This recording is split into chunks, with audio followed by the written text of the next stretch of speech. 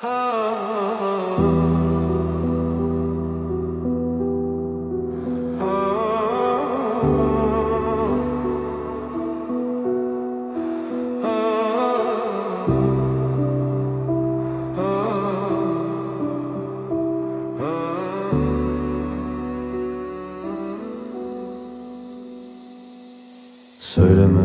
nece hissetti, hayalının hayalı olmayan da ağla, ağla, kara benizim ağla, ağla saf mesumiyetine.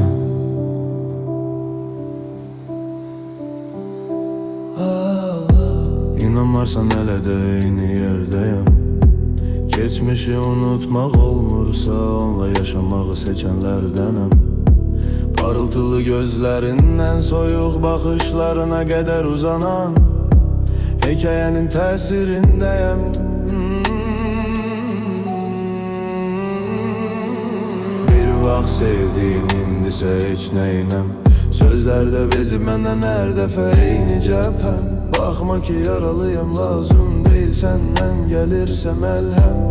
Belki de indilerde xeyli gedir menden zəhlen səhvən. Ya qəsdən hele de yuxumdasan, buna göre sen edəsən. Sevginin ocağı sönür, beni isider kömürü. Seni sevmeyi məhv etməməliydi bir ömrü. Bilmirəm bu uzaqlıq unutturur, yoksa məni avutturur diye sen icazə vermirəm. Vaxt işin görsün her dəfə bəhanə uydurur. Özümdən xəbərsiz ətərsiz şəkillərində, xəyalda gizlin görüşlərdə rastlaşıb qoxluyur.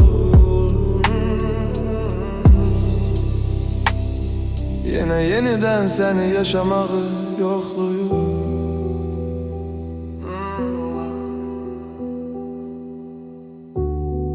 Ağla, kara benizim ağla,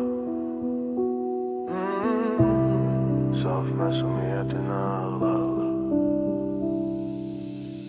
Axı nə qədər sürüb çəkəcək əzab, gülürəm kədərə bax, bu da indilərdə yaranan təzad. Daha yalan dərdə deva değil çare. Belki bir dinlediğin manının sözlerinde, belki geçtiğimiz küçelerin birinde, belki de hüzün dolu gecelerin birinde. Gələrəm ağlına, yalvarıram ağlama.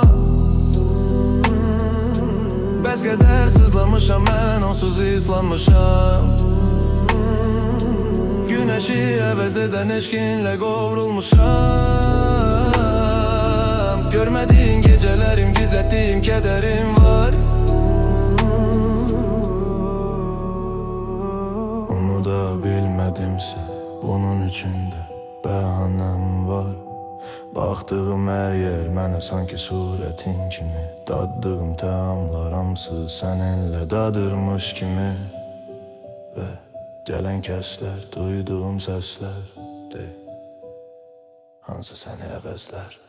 Söylemene nece hissettin, hayalının hayalı olmayan da ağla, ağla, kara benizim ağla, ağla saf mesumiyetine.